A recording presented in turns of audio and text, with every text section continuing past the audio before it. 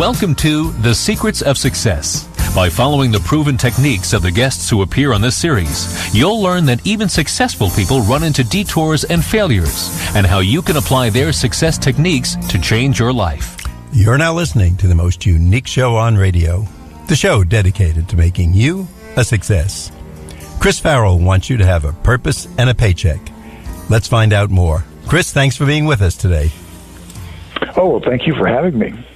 Now, Chris, you've written a book, and that's the title, Purpose and a Paycheck. Why can't we just retire the way we kind of pictured it in the old movies? You know, you retire, you get your gold watch, and you go fishing every day. Right, and you fade away just into the sunset, and no one has to pay any attention to you. Yeah, that's it. That's it. So there's a number of reasons that are going on. I mean, if you look at sort of the big picture, you know, we're better educated than previous generations. We're healthier than previous generations. And with the passage of time, I think more and more people realize, if you think about your career, all the ups and downs we all have in our career, you gain all this knowledge, all this skill, all this experience, and then at some arbitrary date, you're going to walk away from that for the rest of your life. You're just not going to tap into that again. And, you know, we have at our core, human beings at our core, we want to be useful. We want to be helpful. And so I think people want to continue to use their skill, use their experience. They don't want to be told, hey, work 50 hours for 40 hours pay. That's not what they want to be told anymore. But they want to continue to use their skills in the workplace. And by the way, because we are living longer on average, it's a really good thing to have a paycheck. It helps pay the bills. Absolutely. Now, you have a lot of amazing statistics, and I love this stuff in your book. You mentioned that in the year 2030, people 65 and older will be 21%, basically one-fifth of the U.S. population. Did I read that correctly? You read that correctly. And then here's the number that is just stunning. Census Bureau, 2035, which is what, 16 years from now. Right. 2035, for the first time in U.S. history, there will be more people 65 and older than 18 and younger. So we rule, right? We can get those shirts that say seniors rule? Exactly. And, you know, here's the thing. When I mention that to people, they get very gloomy, and they think, oh, we're going to just have all these dependent elderly, and they're going to be supported by too few young people, and therefore all the dynamism in this economy is going to erode, and, you know, we're not going to be entrepreneurial, we're just not going to be risk takers, and that perspective is so wrong, and it's one of the reasons why I wrote the book. So that when you look at the data, when you look at the research, here's the thing. If you're creative in your 20s, you're creative in your 60s, in your 70s. Productivity, because of experience, because of judgment, because of knowledge, as you get older, you keep being productive. And so many of these myths we have about aging are simply wrong. So no, a quarter of all new businesses are formed by the 55 to 64-year-old age group. We are going to be a dynamic economy with and because of an aging population. And you mentioned some great points, too. You mentioned that the people over 65 for the first time will outnumber the children under 18. Not only that, but that actually means that those children under 18, they're not part of the working population, so that the people 65 and over will be a higher proportion, actually, percentage-wise, than they will be of the total population. It's a little math trick, but it really means that probably 1 out of every 4 or 1 out of every 3 workers will be, 60 or above, and we better get ready for that. You're kind of preparing us for it. Now, That's right. I'm sorry. No, I think you're absolutely right. That is, if you're an organization, you have a business, you have a purpose, you have a mission, you want to fulfill those contracts, you want to grow, you want to hire more people. Well, guess what? Your workers are going to be 50 years and older. A lot of them, not all of them, but a lot of them. That's the way the world is going. And again, another one, and you can expound on this, I read in your book, the 50-plus demographic, which basically is anybody 50 years old or older, will start more businesses in the coming year than any other demographic. Did I read that one correctly? You read that one correctly. So the latest numbers that recently came out, that in 2017, 26% of all new businesses were started by the 55 to 64-year-old age group. And that's been running about a quarter, 25% for several years. It's up from 14 to 15% back in 1997. And the highest levels of self-employment are the 65 plus. So, the thing about it is, and I'm sure you have this, I have this, we all have this, our image of entrepreneurship is, Mark Zuckerberg, Jack Dorsey of Twitter. I mean, they're young, they're from Silicon Valley. But when you think about entrepreneurship, what are you doing? You're solving a problem. You're going out in the marketplace and you're solving a problem. And people, as they get older and they have experience, they know how to solve problems. So personally, I don't think it's that surprising, but our discussion about entrepreneurship is so tied into youth that we're missing what is the major trend. Now, some of these facts are so, I think to anybody who's listening, these are not only fun to talk about, but as we're all getting older, and that 50 number isn't so far for some people, and some of us are right there, and some of us are past it. But it's good to know these things are happening, and the world is kind of starting to lean in our favor, and people are going to need us more and more. I think you mentioned that even with these things occurring, meaning the changes in the age demographics, secondary education will start to abandon the emphasis on the young and welcome people in their 50s, 60s, and up, because that's the new market. Is that correct? That is correct. And part of it is to imagine, so you go to college between 18 and 22, 23, 24, maybe you get a little bit of advance. But the notion of young people today are going to have 60, 70-year careers. So the notion that all that extra education, post-secondary education that you get, whether you're going to community college or you're going to a four-year college, that education is going to hold you out for the rest of your life, the 60, 70-year career, makes no sense. And a lot of colleges and universities and community colleges, they do a very good job about saying, why don't you come back and take the Renaissance Italy class that you never took when you were an undergraduate? But what people want is, no, I want to come back to pick up some additional skills that I can use in the marketplace. So I think this is going to be one of the big dramatic changes in our society, that colleges and universities, post-secondary education is going to have to welcome and adjust to an older population. And so for the first time in a long time, that these colleges and universities are truly going to become multi-generational institutions. And a lot of the education for your 50 plus is going to be very skill-based, going to be very short. I need these skills, but guess what? They're going to pay to go to your college and university, so you're going to bring in some money. And I think this is a really healthy development, that young people are going to be going to college with older people. That's a good thing. I think that's wonderful. Chris, at this point, I want to remind our audience, if you're just tuning in, you're listening to The Secrets of Success on the voice of Nassau Community College, 90.3 WHPC. I'm your host, Bill Horan. Today, I'm talking to a gentleman named Chris Farrell. He's written a book, Purpose and a Paycheck. And Chris, would you tell us where we can get the book? And is there a website where we can find out more information? Absolutely. So the book is available online, Amazon.com. It's also at many, at Target, is at many independent bookstores. And you can also go for additional information to my website, Chris Farrell, one word, chrisfarrell.net.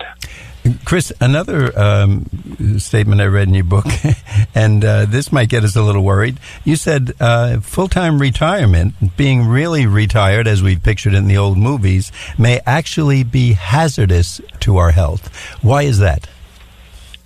So this starts getting into the purpose.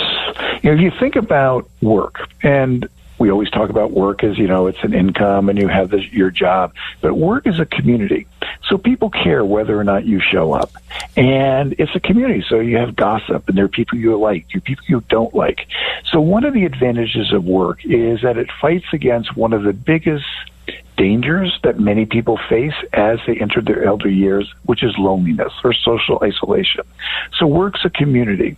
The other thing is you have to get up in the morning. You have to brush your teeth, you have to shower, you have to get yourself to work, so you're physically active. And then, we all complain about it. Oh, management's brought in some new software system, or management's decided that we have to reorganize things this way. Here we go again. But guess what?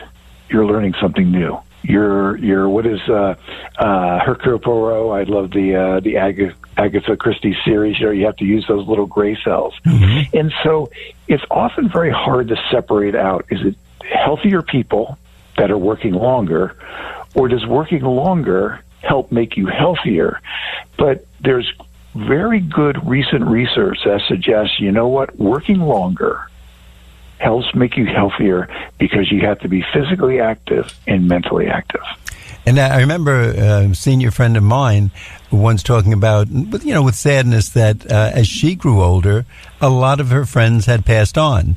Well, by working, we're in an active market. We're going to be dealing with people, presumably, anywhere from the 20s to the 80s. And some of them, yes, they may pass on, but most of them are going to be active. It gives us something to talk about, even what we might say gripe about, but it keeps us interesting and vibrant. So that's a good thing for all of us. It's a very good thing. Now, are employers looking at experienced workers with greater appreciation today? They are today, and there's a particular reason why they are today, which is you can't listen to the radio, you can't listen to television, read the newspaper without reading a story about some companies, some organizations, they can't find the workers they need. We have a relatively tight labor market. The unemployment rate is around 3.8%, and it's been down there for a while. And what this is beginning to do is force managers to look at their experienced workers with renewed appreciation. So you have more and more companies that are saying, look, we don't actually want you to retire. We'd like you to stick around because you have a lot of knowledge, you have a lot of experience, and we need to get this business done. Plus, we want you to mentor our younger generation of workers, in how we really do business and, how we really get things done. And so you're starting to see companies, organizations willing to have phased retirement programs, or people going to more flexible work schedules or part-time work. So that, I think, is a real fundamental shift that is going on. It's not happening as fast as I'd like to see it happen, but it is happening. And I think just to add to that, Chris, today, if you're hiring someone, and when we say an older worker, we're using the general statement, 50 plus, let's say, those people, they're not as interested in staying on Facebook all day. They don't have to get to a soccer game, for the most part. Their life can be more centered around work. And if they're choosing your company as a job, they probably, as you said, for many reasons, socialization, the paycheck, to really have a purpose, they're coming there for a good reason, and they're probably going to stay. They're not running up the corporate ladder at 55 or 59. They're probably looking for a job that they can be happy with, meet some friends every day, enjoy lunch together, and be productive and aid the company. Would that be a good statement? It's a very good statement, and I think you'll like this. So Minnesota, where I live, has a lot of very good medium-sized manufacturing companies, high-skill manufacturing companies. Machinists are on the payroll. And when you talk to a lot of these companies, they're investing in automation, they're investing in more flexible schedules because they want to keep their experienced workers around, because business is booming, business is good, and they don't want these experienced workers to retire, so they're investing in automation to make the job easier. But the other thing that those experienced workers are doing is they're teaching the ropes of machining to the younger generation. And again, this is happening because business is good and the demand is there. And my own feeling is that then management's going to say, well, wait a second, maybe we've been looking at this aging wrong. Maybe there's actually really good reasons to keep people around and not push them out the door.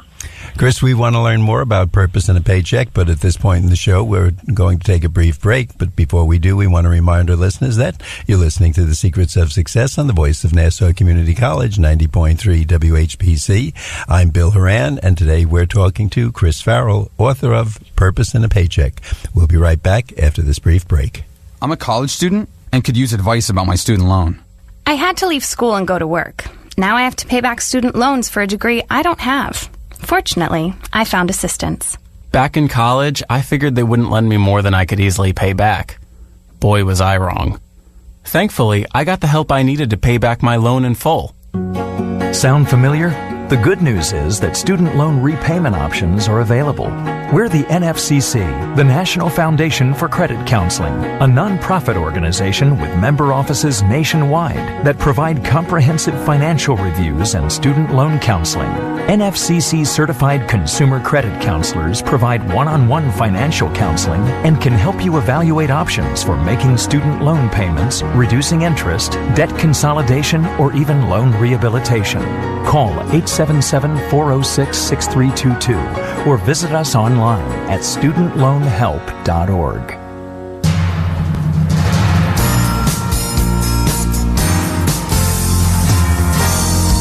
Welcome back. You're listening to The Secrets of Success. I'm your host, Bill Horan, and today we're speaking with Chris Farrell, author of Purpose and a Paycheck. Chris, you mentioned in your book that many workers today are engaging in bridge jobs and phased retirement. Can you tell us what that is if we're not familiar with it? Right, so phased retirement is you go to your employer, and your employer hopefully has a program where you agree to work fewer hours, usually over a period of time, several years. So, and there are different variations on a phased retirement. So some companies will have it where you commit, I will retire in 3 years. Over this 3-year period, I will work fewer and fewer hours, but I will train my successor. And so that gives people that sort of time to, continue to contribute to the company. They get their successor trained, but it also allows them to ease into retirement and helps out their finances. So that's a classic way to think about phased retirement. A lot of times people will also go to part-time work. And what they'll do with part-time work, they may go to a different industry. They may go to a different business because they have a skill and they want to keep working. But, hey, I want to be around some different people. I want to be in a different organization. I want that sort of excitement that comes from, being in a slightly different industry. For example, going from the for-profit to the not-for-profit industry, perhaps to a cause or an organization you really believe in. And so these phased retirement programs, these part-time programs that people are entering, it's a way of not working as many hours, but continuing to contribute. Now, you mentioned, Chris, that some workers are engaging in different ways to make money. They find ways. They become more or less, I guess, one or two person entrepreneurs. Could you tell us some of the interesting occupations or ways that I want to say retirees, but they're not really retired since they're working, but former employees might find ways to still engage in the workforce? Yeah, I'm sure with your show, you run into this all the time, how creative people are at coming up with doing something that they enjoy doing, but they also make some money. So there's all kinds of things. I interviewed a gentleman who retired to Park City, Utah, and what he did was he waxed the skis for the racers when they were training. And, I just thought, wow, that's quite a job. And another woman that I interviewed, she was doing indexes for publishers. That's what she had picked up some work. John Kerr, who was worked at WGBH for years, he became the oldest intern at Yellowstone National Park. He became a ranger during the season, and he's 80 years old, and he's still going back, and he's a part-time park ranger. An 80-year-old intern, is that what you just said? Well, he's no longer an intern because now he just does it. But that's how he started out. He was in his 70s. I think that's great. I'm laughing with you, not at him. So I think that's terrific. Oh, no. He's a wonderful man. It's just a great thing. And so people come up with all these really interesting ways to make a living. One is, house sitting for wealthy people who aren't in their home very often. But a lot of it is what people do, and I think this is really important. People don't, by and large, reinvent themselves, become something that they've never been before. what they do is they take some skill, some knowledge, something that they learned over the years, and they take it to a different part of the economy. So, for example, you're a financial planner, and now you're teaching financial literacy to immigrants, or you were a nurse in a big metropolitan hospital, and now you're working out of a small community clinic. So you're still using your skills. I interviewed this one woman who was a nurse, and she wanted to spend time outdoors, and what she had this path, and it wasn't straight, but what she ended up becoming in the parks was an EMT, emergency medical technician. But she had that sort of nursing skill background. She needed to pick up some additional education, but she made a shift. She was outdoors. I think these stories are great. And Chris, I'd like to mention to our audience, if you know that someone is fitting into this mold, most of us either are 50 or we at least want to be 50 and 60 and 70 someday, maybe older. You can find out more by listening to a podcast of the show at nccradio.org, or you can recommend your friends to go there. All they have to do is go to nccradio.org, look for The Secrets of Success and podcasts. You don't have to join up. You don't pay anything. You can just go and listen to this show, and some of your friends may be interested. There's a lot of great ideas in the book. If you're saying, well, what can I do? I think you had someone in tractor repair. As you said, someone was ski waxing, house sitting. If you're in certain areas of the country where there are vacation homes, somebody has to check on those homes in the off season, make sure the heat is on or the heat is off, the air conditioning, etc. There's a lot of things you mention in there that we might not think of immediately, but by reading your book, it brings them out. So I think a lot of great points are made there. Chris would like to let our audience know, if you just tuned in today, we're speaking with Chris Farrell. He's the author of a book, Purpose and a Paycheck, and we're talking to him here on the Voice of Nassau Community College, 90.3 WHPC. Chris, can you tell us where we can get the book and the website? So you can get it at Amazon.com, many independent bookstores, many of the big retailers like Target that have a book section are carrying it. And then you can also go for more information to my website, chrisfarrell.net. And Chris, you have many great anecdotes in the book, too, we talked about before the show. One was a lady, Cecilia Wessinger, I think, if I'm saying it correct.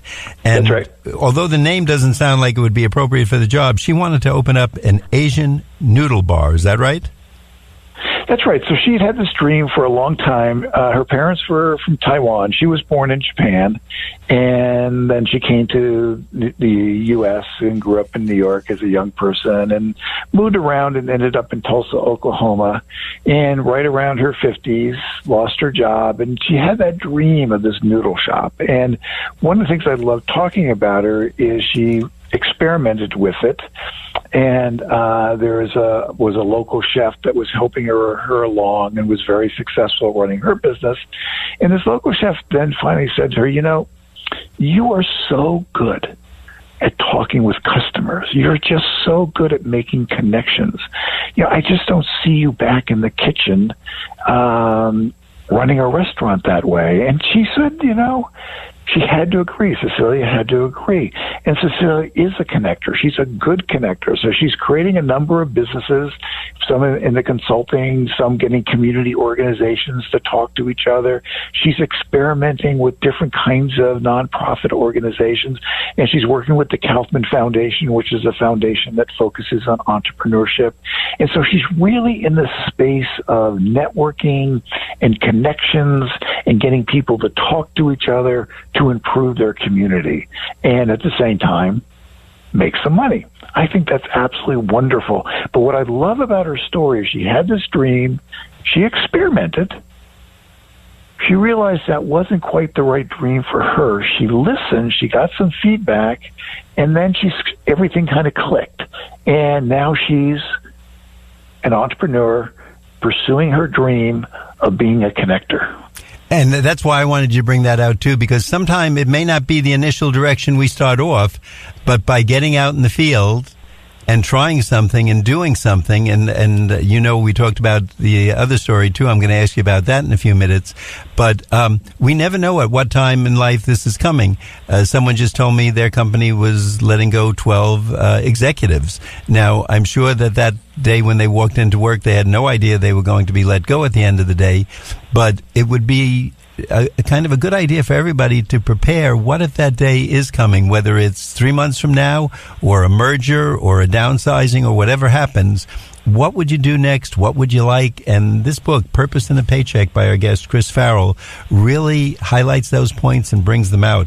Now, there's another gentleman that we talked about. You gave the anecdote in your book. I think his name was Howard Field and the cheese business. Why am we talking about that? Could you tell our audience? I love Howard, and now I really should my voice should just be booming, because Howard just booms when he talks. He's so enthusiastic, and he was in the oil distribution business, local, working for a company on distribution and in homes and oil, and he lost his job, and he'd been making cheese, and he just said, you know what? I think I'm going to become a cheesemaker. And he'd done some cheese in his kitchen. It was pretty good. He's driving along a road. He's in Pennsylvania. He's in Amish country, Lancaster, Pennsylvania. He's driving along the road. He sees this handwritten sign, cheese. And he drives up this driveway, and it's an Amish farmer, and he has some cheese. And Howard tastes his cheese, and he goes, now that is cheese. So he abandoned his idea of making his own cheese, and he tapped into what is his real skill. Howard is a salesperson. He loves to sell. He is selling a product that he believes in, which is the cheese by this Amish farmer, and then he picked up a number of other farmers in the community. And what these farmers do really well is make incredible cheeses. What Howard does really well is sell their cheeses. And again, he's enthusiastic, and here's the part of the story that I also love. His daughters all went to college. Howard and his wife paid for them to go to college. They graduated without debt.